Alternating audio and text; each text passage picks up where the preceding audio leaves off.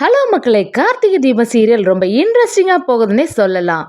நம்ம கார்த்தி அபிராமி அம்மா சாவுக்கு காரணமான சந்திராவையும் முத்துவேலையும் நம்மளால எதுவுமே பண்ண முடியலன்னு சொல்லி வருத்தப்பட்டுட்டு இருக்காங்க. இதை கவனிச்ச ரேவதியும் நம்ம ஹஸ்பண்ட்னால தான் எதுவுமே வெளிப்படுத்த முடியல, ஆனா இவங்களெல்லாம் நம்ம சும்மா விடக்கூடாதுன்னு சொல்லிட்டு முத்துவேலுக்கு பலார்னு கன்னத்திலேயே ஒரு அடி கொடுக்குறாங்க நம்ம ரேவதி. அந்த சீனெல்லாம் பார்க்கும்போது ரேவதி நம்ம கார்த்திகாண்டி இவ்வளோ மாசா இறங்கியிருக்காங்களேன்னு சொல்லலாம். அதே சமயம் மயில் வாகனமும் நம்ம கார்த்திகாண்டி சிவனாண்டியோட முகத்தை ஒரு சாக்குனால மூடி யாருன்னே தெரியாத மாதிரி அவங்கள அடிச்சு துவம்சம் பண்ணிடுறாங்க. அதை பத்தி தான் இந்த வீடியோக்குள்ள பார்க்க போறோம். வீடியோக்குள்ள போறதுக்கு முன்னாடி நம்ம சேனலுக்கு ஒரு லைக் அண்ட் சப்ஸ்கிரைப் பண்ணிடுங்க மக்களே. அப்படியே பக்கத்தில் இருக்க பெல் ஐக்கானையும் கிளிக் பண்ணிடுங்க. அப்பதான் நான் போடுற வீடியோலாம் அவங்களுக்கு நோட்டிஃபிகேஷனாக வரும். வாங்க வீடியோக்குள்ளே போகலாம். ஃபர்ஸ்ட் எடுத்ததும் பார்த்தீங்கன்னா நம்ம கார்த்தி ரொம்பவே ஃபீல் பண்ணிட்டு இருக்காங்க. அதை பார்த்த நம்ம மயில் வாகனமும் கார்த்திகிட்ட வந்து, கார்த்தி நீ எதுக்குமே கவலைப்படாத, உனக்குள்ள நிலைமை யாருக்குமே வந்துடக்கூடாது, நீ உன் அம்மா கிட்ட இவ்வளோ அன்பா இருந்திருப்பன்னு எனக்கு நல்லாவே புரியுது.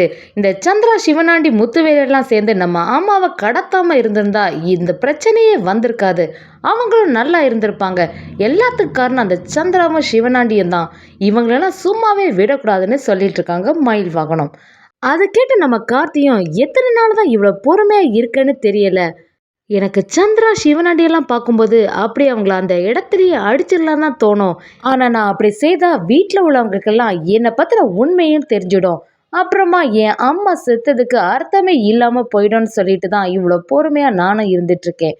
ஆனால் அவங்களும் இது ரொம்ப திமிராக நடந்துட்டு இருக்காங்கன்னு மயில் வாகனத்திட்ட சொல்லிட்டு இருக்காங்க நம்ம கார்த்தி. இதெல்லாம் ஒரு ஓரமா இருந்து ரேவதியும் கேட்டுறாங்க. எல்லாத்துக்கும் காரணமும் இந்த சந்திராத்தையும் சிவனாண்டியும் தான், இவங்களெல்லாம் சும்மாவே விடக்கூடாதுன்னு மனசுல நினைக்கிறாங்க. அதே சமயம் கொஞ்ச நேரத்துல நம்ம ரேவதியும் கார்த்திக்கு சாப்பாடு எடுத்துட்டு போறாங்க. அப்படியே சாப்பாடை கொடுத்துட்டு பக்கத்துல மைதிலி இந்த வயல்ல தானே வேலை செய்துட்டு இருப்பாங்கன்னு அவங்கள பார்க்க போறாங்க. அதே சமயம் அந்த சைடா வந்த மூத்துவேலும் மைதிலியை பார்த்துட்டு, இவளை தானே நம்ம கொஞ்ச நாள் முன்னாடி ஒரு இடத்துல பார்த்தோம், இவளோட அட்ரஸ் எங்கே இருக்கு, இவ கூட யாரெல்லாம் இருக்கா அப்படின்னு நம்ம விசாரிக்கலான்னு பார்த்தா கரெக்டாக நம்ம இடத்துக்கே இவ வந்துட்டாளே, எவ்வளோ அழகா இருக்கா, இவ்வளோலாம் நம்ம சும்மாவே விடக்கூடாதே அப்படின்னு சொல்லிட்டு நம்ம மைதிலி பக்கத்துலேயே மூத்துவேலும் போயிடுறாங்க. அப்படியே முத்துவேலு நம்ம மைதிலி கிட்ட வந்து தப்பா நடக்கிறதுக்கு பார்த்துட்டு இருக்காங்க. இதை பார்த்த நம்ம ரேவதியும் உடனே ஓடி வந்து முத்துவேல் கிட்ட, என்ன தைரியம் இருக்கணும் உனக்கு, அவங்கள போய் டச் பண்ண பார்க்குறியேன்னு சத்தம் போடுறாங்க. உடனே முத்துவேலும், என்ன எதுக்கு இப்போ கையை பிடிக்கிற, என்ன விஷயம், எதுக்கு இப்படி எல்லாம் சத்தம் போடுறேன்னு ரேவதியை திட்டுறாங்க. ரேவதி கிட்ட நம்ம மைதிலியும், என்னாச்சு, எதுக்கு இப்போ இங்கே பிரச்சனை நடக்குது அப்படின்னு கேட்குறாங்க. அப்படியே ரேவதியும் மைதிலி கிட்ட, உங்ககிட்ட இவர் வந்து தப்பா நடக்க பாக்குறாரு அப்படின்னு சொல்லிடுறாங்க. இதை கேட்ட மைதிலியும் ரொம்ப ஷாக் ஆயிடுறாங்க. அதே சமயம் முத்துவேலும் தான் பண்ணது தப்பு தான் நினைக்கிறாம ரேவதி கிட்ட போய், என்ன தைரியம் தான் என்கிட்ட வந்து சத்தம் போட்டுட்டு இருப்பேன்னு சொல்லி மிரட்டுறாங்க நம்ம ரேவதிய. நம்ம ரேவதியும் அபிராமி அம்மா சாவுக்கு காரணம் இந்த முத்துவேலும் ஒரு ஆளு தான் அப்படின்னு மனசுல நினைச்சு கோபத்திலேயே இருந்துட்டு இருக்காங்க. கரெக்டாக முத்துவேலும், விட்டா நீ என்னை அடிச்சிடுவ போல அப்படின்னு கேட்குறாங்க. ரேவதிக்கோ கோபம் தலைக்கு ஏறுதுன்னே சொல்லலாம்.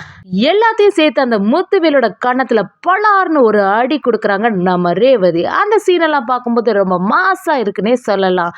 ரேவதி இப்படி அடிப்பான்னு எதிர்பார்க்காத முத்துவேலுக்கும் 25 வருஷத்துக்கு முன்னாடி அவங்க பாட்டி சிவகாமி அவனை அடித்தது ஞாபகத்துக்கு வந்துடுது.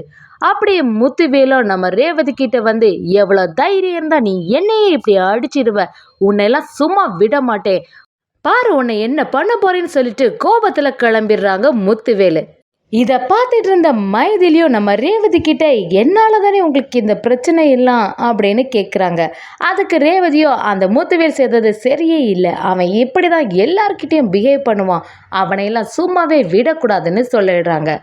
அப்படியே ரேவதியும், இதை பற்றியெல்லாம் என் ஹஸ்பண்ட் கிட்ட நாளைக்கு எப்படி சொல்லிடுவேன், என் ஹஸ்பண்ட் இவரை சும்மாவே விட மாட்டாரு அப்படின்னு மைதிலி கிட்டே சொல்கிறாங்க. மைதிலியும் உடனே, என்னடா ரேவதி இப்படி சொல்கிறாங்களே, கார்த்தி தம்பி மட்டும் நம்மளை பார்த்துட்டா சரியில்லையே அப்படின்னு மனசில் நினைக்கிறாங்கன்னே சொல்லலாம்.